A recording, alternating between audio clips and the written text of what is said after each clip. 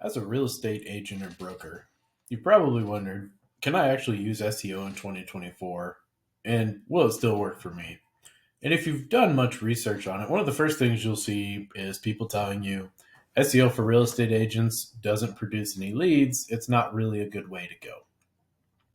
Mostly because there's large authority websites that take up the top spots. Even if you look at a city like Nashville, which is on the smaller side, if we look at a keyword like houses for sale Nashville, you can see that the first page is just covered Zillow, Realtor, Redfin, Trulia, Homes. All the large brands here show up. They dominate the searches for houses for sale. And so if you try to replicate this exact strategy, but you don't have the budget or authority of a site like this, you are going to have a hard time with SEO, and you're probably not going to see a great return on your investment because you're not going to be visible. What you have to think about is, how else can I reach the same audience without competing with these people? And so if you think about the home buying process or selling process, as a realtor, you can make money by being a buyer agent or a seller agent. So instead of focusing on people searching for a house, why not switch over to people searching for a realtor? Generally, these would be people looking to list their home or buy, so you have the same connection, but the competition for something like that is a lot more attainable. Here's what I mean. If we jump over and we look at a keyword like Nashville real estate agents, you can see that there are a couple of the big sites, Realtor, Compass, Zillow, but right in the middle here is the Aaron Kruger and their Nashville real estate agents. You can see but they're ranking for about 51 keywords in positions 1 through 10 that are not branded and that include either realtor or real estate agent.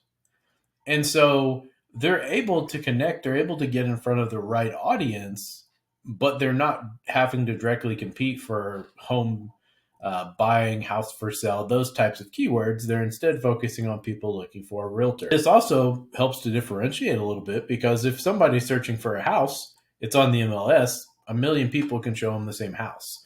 If somebody's searching for a realtor, you have an opportunity to differentiate yourself right off the bat and let them know, hey, this might be a good fit for me. And that's going to generally will work out better. And in the case of this brand, you can see right away that they have high-end listings and they have a pretty large team. I think they're one of the top 200 or 250 teams in the US.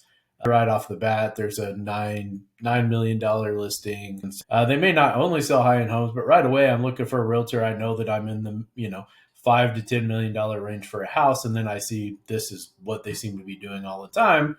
Pretty good chance I'll at least reach out to them and find out what they have going on.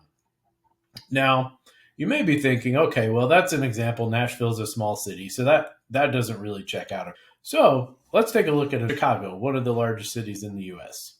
So same thing, if you look for a house for sale in Chicago, what do you see? Zillow, Realtor, Trulia, Redfin, same thing. Pretty much everywhere you look, it's going to be these authority sites for houses for sale. Now, using the same approach, let's jump over and find people searching for realtors instead. They're both planning to do the same thing. It's just a different way of getting in front of them. And you'll notice there's Fulton Grace, much lower authority site. And then if we go over here and we take a look at it, same thing, we filtered out branded traffic. We look for ones that have a partial match for real, so it'll be real estate or realtor. And then we can look at first page keywords that they have. And so you can see here they have, 77 keywords. If I'm searching for a realtor in Chicago, I find you and you present yourself well, the likelihood of me at least giving you an option is pretty high. And so it doesn't take a lot of searches necessarily to get customers and obviously to see a benefit of that, especially when you consider the fact that ranking for keywords like this will be less expensive than if you tried to target houses for sale or houses for sale in Chicago. And so from a return on investment standpoint, it's much easier to see a positive investment. Now, this is only one of the many ways that you can get in front of potential home buyers or sellers